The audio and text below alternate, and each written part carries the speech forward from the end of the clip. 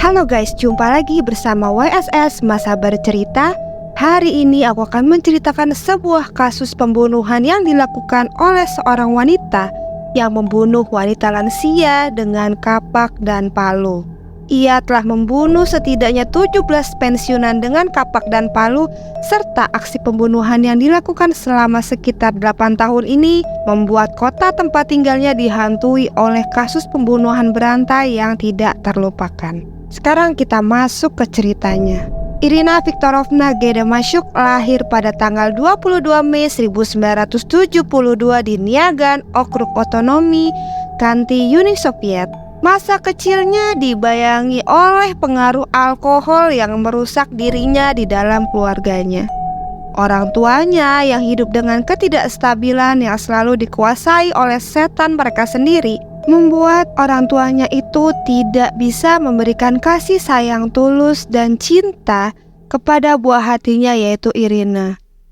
Nah, seiring bertambahnya usia, kecintaannya pada alkohol semakin meningkat nih guys, hingga alkohol menghabiskan seluruh hidupnya Irina. Pada awal 1990-an, ia pindah ke Krasnoyarsk di Oblast Uni Soviet, tempat ia bertemu dengan seorang pria yang bernama Yuri, pria yang kelak akan menjadi suaminya dan ayah dari anak-anaknya.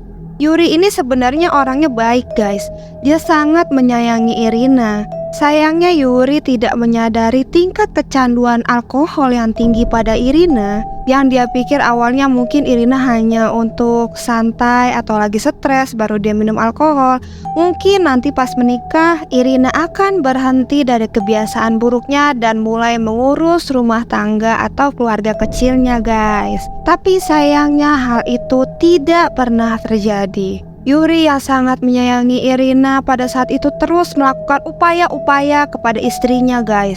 Dia sampai memutus akses keuangannya terhadap Irina dengan harapan hal ini dapat menghentikan kecanduannya terhadap alkohol. Namun sayang seribu sayang, hal ini justru memperdalam keputusasaan Irina dan mendorongnya melakukan tindakan yang lebih ekstrim demi mendapatkan alkohol yang ia idam-idamkan. Irina bersedia melakukan apapun untuk memuaskan kecanduannya.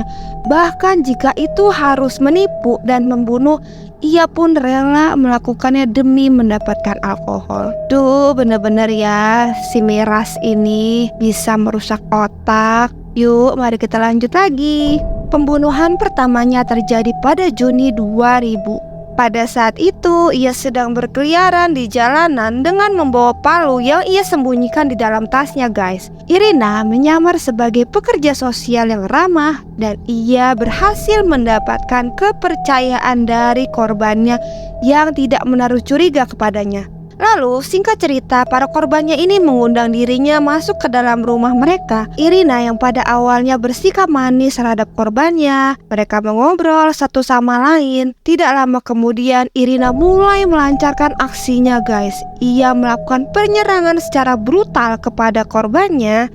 Lalu setelah itu ia akan mencuri uang-uang mereka dan meninggalkan mereka begitu saja dengan kondisi yang mengenaskan. Peristiwa yang pertama tadi membuat Irina semakin menggebu-gebu atas hasrat sadisnya. Ia mulai berfokus hanya pada perempuan-perempuan lanjut usia.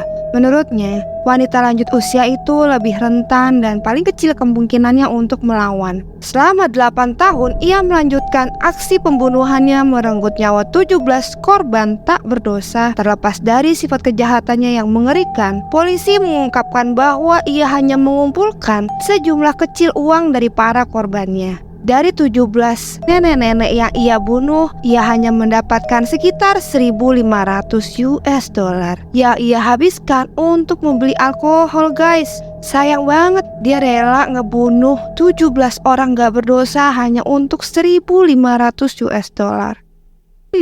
Penduduk sekitar hidup dalam ketakutan dan kepanikan yang tak henti-hentinya, karena tak seorang pun yang mengetahui identitas pembunuh nenek-nenek mengerikan itu.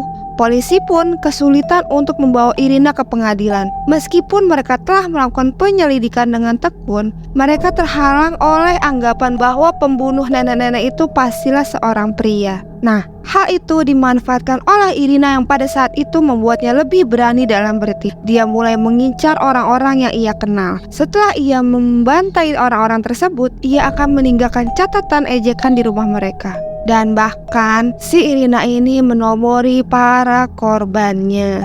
Sampai pada akhirnya pada tahun 2010 Irina menyamar sebagai seorang pelukis, guys. Dia ini mempunyai misi untuk mendapatkan akses ke rumahnya Alexandra Povarytsina yang berusia 81 tahun. Ia ingin membunuhnya secara brutal untuk mencuri uangnya. Tindakan kekerasan yang tidak masuk akal itu akhirnya berujung pada penangkapan Irina dan ia akhirnya diadili. Persidangannya menarik perhatian publik karena jasa penuntut menyajikan bukti-bukti kejahatannya yang keji, termasuk 17 dakwaan pembunuhan dan 1 dakwaan percobaan pembunuhan. Sebenarnya banyak pihak-pihak dari korban yang merasa hukumannya tidak adil karena seharusnya wanita mengejamkan seperti Irina harusnya dihukum seumur hidup dan harusnya dia tidak boleh dibebaskan lagi. Tapi sayangnya si Irina pun mengajukan banding juga, guys, dan ia memenuhi syarat untuk dibebaskan pada tahun 2032. Hasil persidangan ini menjadi pengingat akan beratnya kejahatan yang dilakukan oleh Irina G. Damasyuk dan perlunya keadilan bagi para korban dan keluarganya. Gimana menurut kalian? Adil gak sih seorang pembunuh berantai wanita yang telah menghabiskan 17 orang lansia dan dihukum cuma 25 tahun? Terima kasih sudah menonton, sampai jumpa di kasus berikutnya. Assalamualaikum.